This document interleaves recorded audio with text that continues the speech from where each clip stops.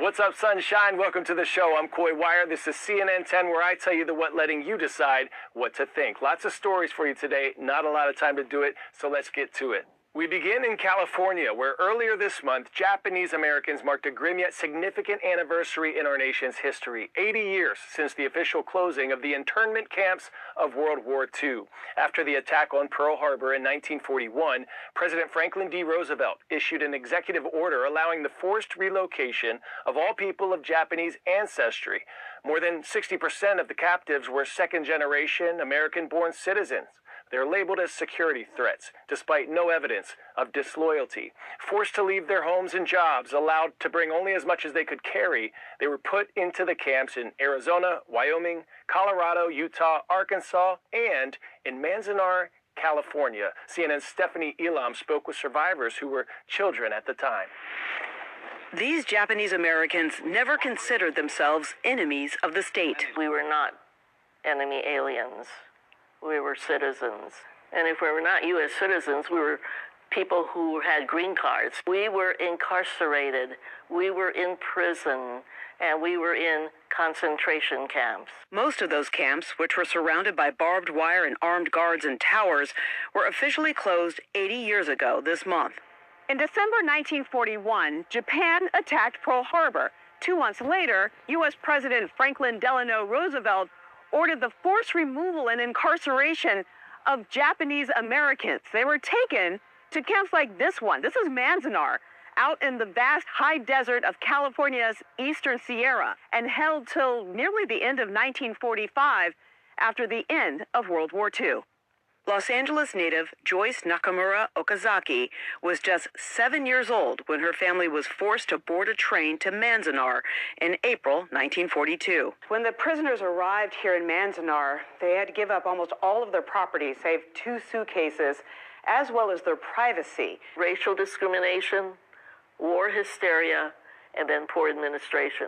Those 3 things are very important for why we were put into camp. Born and raised in Los Angeles, June Ayochi Burke was 10 when her family of 5 was forced to leave their home on May 7th, 1942. We had a 3-bedroom house, everything furnished. We had to leave everything behind. We lost everything. For 5 months, they and others were held in horse stalls at Santa Anita Racetrack, east of Los Angeles, managing to remain patriotic, even those who weren't born in the States. I don't think we felt anything else but American under armed guards and barbed wire, but we're celebrating the 4th of July. From there, Ayochi Burke's family was moved to a camp in Arkansas. The barracks were all black, tar paper, the ground was all brown, and the sky was all gray. Yet she says she felt safe and everyone was able to move freely about the camp, with many parents shielding their children from their harsh reality. As the prisoners were released years later, they were given $25, about $450 in today's money, and a train ticket, the caveat being that they could not initially return to the West Coast. There was no formal apology or reparations until 1988. It's important to remember your history so that it is not repeated again. Pop quiz hot shot. In many cultures, what food is eaten at midnight to bring good luck for the new year? Popcorn, grapes, chocolate, or nuts?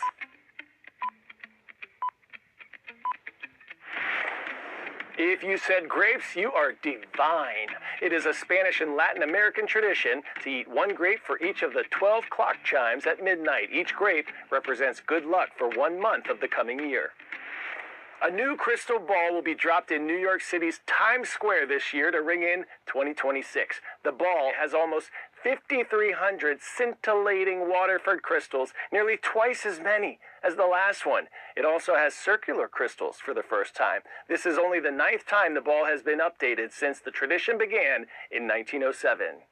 What does your body language say about you? Without saying anything at all, how you carry yourself can send a message to those around you. Well, new pioneering research could soon change how some of the top athletes are coached and how they're assessed by potential recruiters or scouts, all because of their body language. Our Don Riddell spoke to a professor who's analyzing the body language of some of the world's best soccer players during practices and games. And what he's discovering might make all of us consider the messages we are sending with the way we carry ourselves. Football players cost a fortune. Every year they're bought and sold with the hope that their skills will improve the chances of the billion-dollar teams who want them. But are they being accurately evaluated, and how do the teams who buy them know that they're getting true value for money? One pioneering researcher thinks he has an answer. Right now, it is ridiculous. There's no data on psychology. Of course, they have scouts and they spend a lot of time looking at these players, but there's no objective data on their psychology. Gaia Jordet believes that psychology is an undervalued commodity in football. He's a professor in psychology and sport at the Norwegian School of Sports Sciences in Oslo. Many professional teams have used his expertise, and now he's figured out a way to study every player's body language in the English Premier League and the Women's Super League. We were able to produce something like 5,000 behaviors in one game that says something about these players' psychology.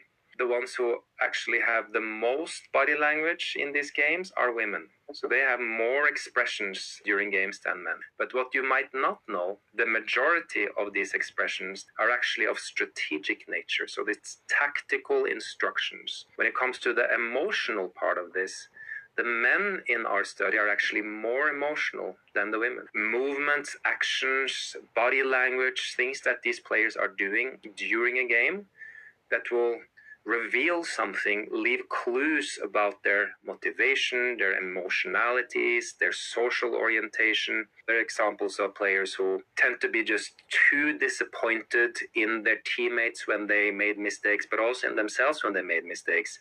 And they would walk around on the pitch and just having a very destructive body language that would drain the other players of energy. Jordet and his team have been using artificial intelligence to speed up their research, which he believes will soon be available so quickly that a coach will ultimately be able to use the data in real time in a halftime team talk. And, in theory, the research could be used to evaluate a player's compatibility with potential new teammates. These types of analyses can have a pretty powerful, I think, impact on recruitment and scouting. They know everything about their physical output. They know everything about their technical performance, their tactical performance. But when it comes to psychology, as of today, even at the highest level, it's still a gut feel. It's still a subjective assessment whether this player is psychologically ready for our team or not.